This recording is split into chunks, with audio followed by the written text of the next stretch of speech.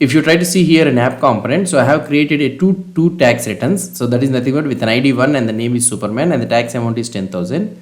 And here we are having an ID 2 with like this. And if you try to see here, we are looping over each one using the for loop. Tax return of hero tax returns, and I am trying to take app-hero tax return, and the tax return is equal to tax return. So now here I am trying to pass this one as an input to the hero tax return component. So now if you try to check this hero tax return component, hero tax return component.ts file, sorry, hero tax return component.ts file, and here we are taking this one as an input, and for this input I am using the setters and getters. So here what I am trying to do, so whenever the tax return service we are getting it, and I am trying to send it to the tax return here.